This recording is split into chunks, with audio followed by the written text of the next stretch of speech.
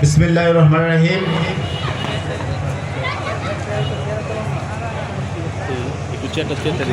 ঈদুল আজহার পরবর্তী ঈদ পূর্ণমিলনী আজকে এই সফিউল্লাহকান্দি ইউনিয়নের পক্ষ থেকে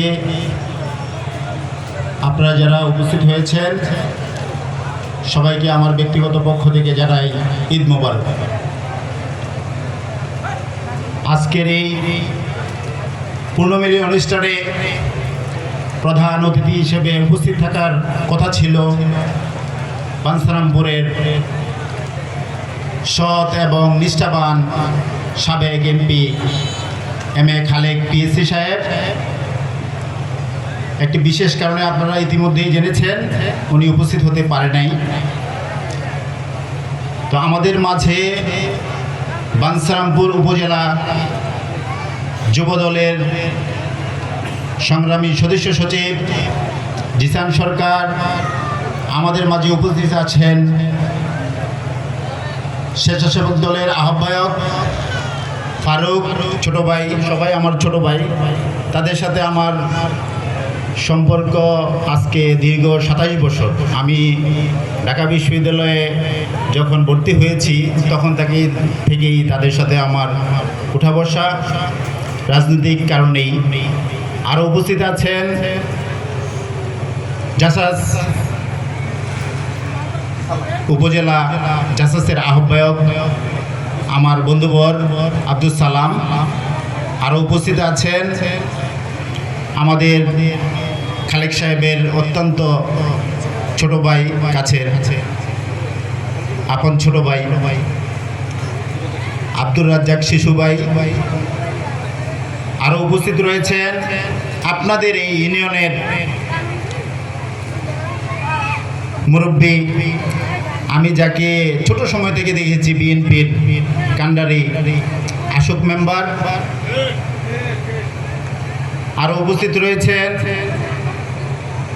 আজকে অনুষ্ঠান যারা আয়োজন করেছেন, অনেকেই এখানে উপস্থিত, হয়তো কয়েকজনের নাম বলবো। সবাই যারা এখানে আয়োজনে ছিলেন সবাইকে আমার পক্ষ থেকে ধন্যবাদ। নূর মোহাম্মদ আছে, নিজাম, রাব্বি, তারপর আরও অনেকেই আছে, আপনারা সবাইকে চিনেন। তো বন্ধুরা, আমি আজকে কিছু কথা বলবো। যেহেতু ঈদ পরবর্তীতে আমরা একত্রিত হতে পেরেছি, এই কারণে সবাইকে আমি আমার ব্যক্তিগত পক্ষ থেকে ধন্যবাদ জানাচ্ছি। আসলে আমার পরিচয়টা আপনাদের একটু জানার দরকার, কারণ আমি এই প্রথম এই সফিউল্লাহকান্দি ইউনিয়নে বক্তৃতা দিতে দাঁড়িয়েছি।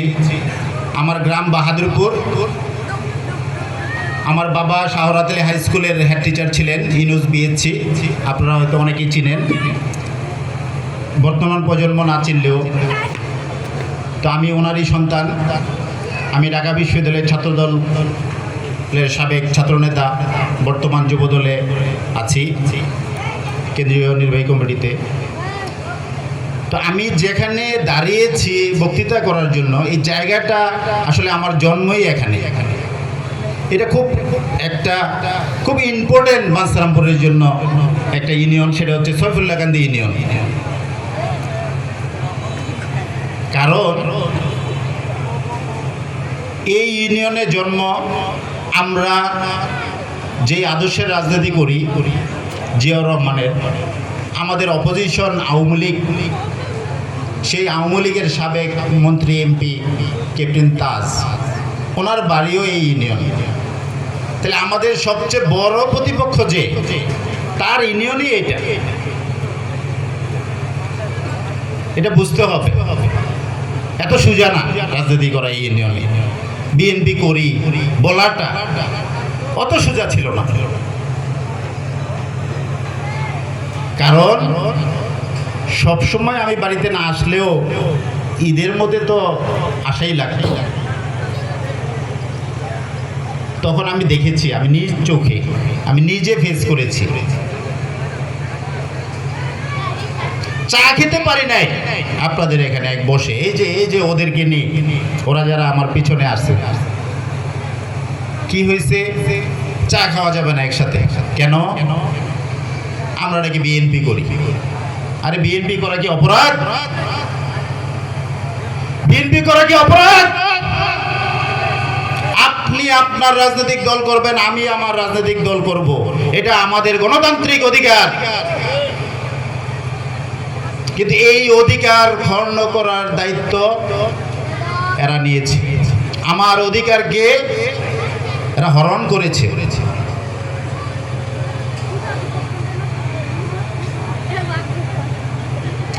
তাই আমি বলবো, আমরা যে আদর্শের রাজনীতি করি, শহীদ প্রেসিডেন্ট জিয়াউর রহমান উনি আমাদের যে আদর্শ রেখে গিয়েছেন, আমরা তাদের আদর্শের সাথে কোনো মিল নেই। আমাদের আদর্শ সাম্যে, আমাদের আদর্শ জনগণের, আমাদের আদর্শ মানুষের কল্যাণের। তাই আজকে একটি মেসেজ দিয়ে দিতে চাই আপনাদের, যে আওয়ামী লীগ যেটা করেছে আমরা সেটা করব না।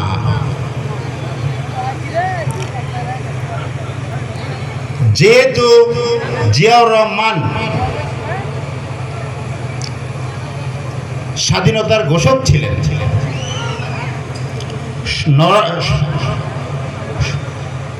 উনি সরাসরি রণাঙ্গনে যুদ্ধ করেছেন। উনি তো রাজনীতিতে আসার কথা ছিল না, কিন্তু 15ই আগস্ট পরবর্তী বাংলাদেশের সিচুয়েশন এরকম হয়েছে, উনি রাজনীতিতে আসতে বাধ্য হয়েছে। এবং তখন বাংলাদেশ ছিল একটি তলাবিহীন ঝুড়ি। কারা বানিয়েছিল? তৎকালীন সরকার। উনি ক্ষমতা এসে এই দেশে কৃষক জনতার বিপ্লব ঘটিয়েছেন। তলাবিহীন ঝুড়ি থেকে আজকে বাংলাদেশ।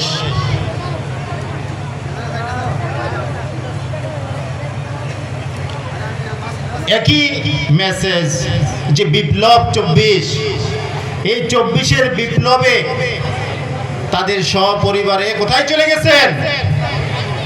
পালিয়েছেন।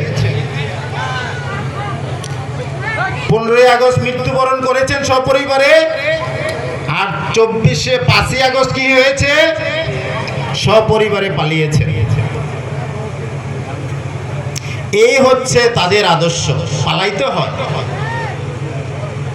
আমাদের নেতা কিন্তু পালায় নাই, আমরা কিন্তু পালাই নাই। আমরা আপনাদের পাশে ছিলাম, আমরা আছি, আমরা ইনশাল্লাহ আগামীতেও থাকব। কারণ আমরা জিয়াউর রহমানের আদর্শের রাজনীতি করি।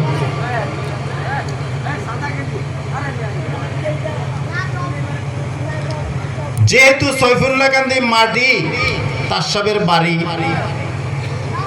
তার ভাতিজা চেয়ারম্যান, এখানে যারা দল করেছে, দলের এই দুর্দিনে যারা মাটি কামড়ে ধরে দলকে আঁকড়ে রেখেছিল, অনেক বাধা বিপত্তি, অনেক জুলুম নির্যাতন পার হতে হয়েছে। এরকমও হয়েছে যে তাদেরকে বাধ্য করা হয়েছে তার অফিসে নিয়ে তাদের সাথে ছবি উঠাইতে।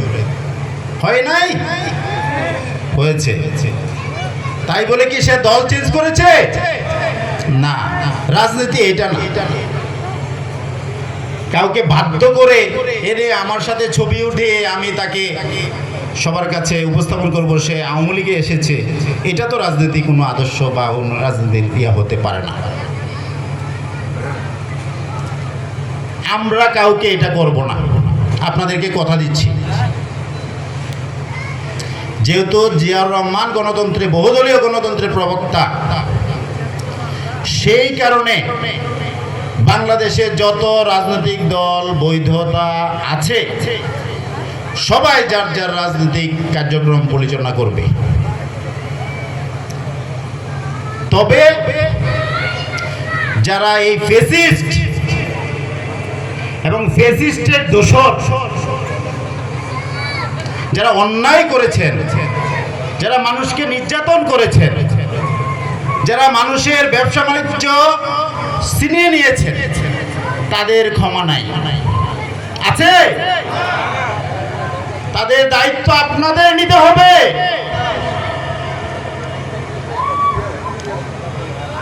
তবে যারা আওয়ামী লীগ করেছে, আওয়ামী লীগের মধ্যেও কিন্তু অনেকে ক্ষমতার স্বাদ পায় নাই।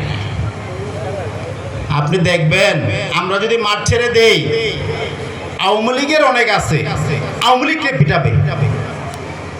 যারা জুলুম নির্যাতন করছে তাদেরকে।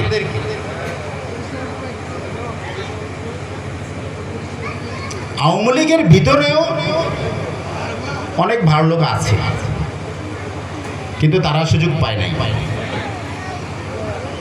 তাই আমি বলবো, আগামী দিনে আমরা একটি সুন্দর সইফুল্লাহ কান্দি আমরা দেখতে চাই। যারা সইফুল্লাহ কান্দি এই দুর্দিনে রাজপথে ছিল, দলের প্রোগ্রাম, মিছিল, মিটিং, মামলা, হামলা খেটেছে, তারাই নেতৃত্ব দিবে। 5 তারিখের আগে যারা আমাদের দলের সাথে ছিল তারা থাকবে কোথায়? সামনের কাতারে। 5 তারিখের পরে যারা আমাদের দলে এসেছেন বা আমাদের দল করতে চান, তাদের পরে আপনারা বসবেন।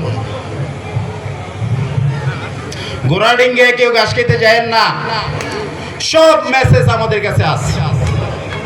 এবং আমাদের দলের যারা সামনের কাতারে নেতৃত্ব দিবে তাদেরকেও একটা মেসেজ দিতে চাই যে আমাদের নেতা, আগামী দিনের রাষ্ট্রনায়ক তারেক রহমান, উনি বলেছেন যে আমাদের রাজনীতি হবে জনগণের, জনগণের কল্যাণের। আর এর বাইরে যারা যাবে তারা আমাদের দল করতে পারবে না। স্পষ্ট মেসেজ। আপনারা টেনশন কিছু করবেন না, টেনশন করার কিছু নেই। যারা আজকে বিএনপি করে বা বিএনপির নাম ভাঙিয়ে যদি কারো অন্যায়ভাবে কোনো কিছু চাপিয়ে দেয়, তার রাজনীতি থাকবে না, সে রাজনীতি করতে পারবে না।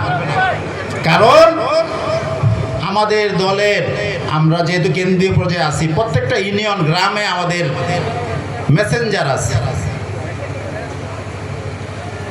তাদের কাছ থেকে আমরা প্রতিনিয়তই কে কি করছে আমাদের দলের যারা আছে তাদের মেসেজও আমাদের কাছে আসে। তাই আমি সবাইকেই বলবো, সামনে জাতীয় নির্বাচন, আমাদের নেতা দেশের বাইরে আছে, ওনাকে নিয়ে আসতে হবে, আসার পরিবেশ করতে হবে। আমাদের সামনে অনেক চ্যালেঞ্জ, কারণ আওয়ামী লীগের হাতে আর কিছু না তো টাকা আছে না? এরা কি করবে? আমাদের দলের নেতাদের কেনার চেষ্টা করবে,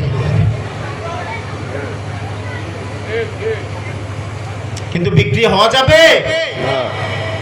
হওয়া যাবে না। কারণ আমাদের সামনে অনেক সম্ভাবনা, অনেক সময় আছে। কেউ, আমি অনুরোধ করব, কেউ লোভে পড়বেন না। আওয়ামী লীগের কারো কোনো অফারে রাজি হবেন না। ভাই তুমি মামলা খাইছো, তুমি যে ফেস করো, তোমারে কেন এলাকায় থাকতে দেয় না, তোমারটা তুমি বুঝো। কারণ তোমারে তো এর আগে সে শেল্টার দেয় নাই, দিছে? তোমার বাড়ি তো ঠিকই পুলিশ পাঠাইছে কিনা? তাহলে এখন আপনি আওয়ামী লীগকে কেন সেভ করতে যাবেন? যে অন্যায় করেছে সে পানিশমেন্ট পাবে, যে করে নাই তার ব্যাপারে জনগণ সিদ্ধান্ত নেবে, সে কি এলাকায় থাকবে কি থাকবে না।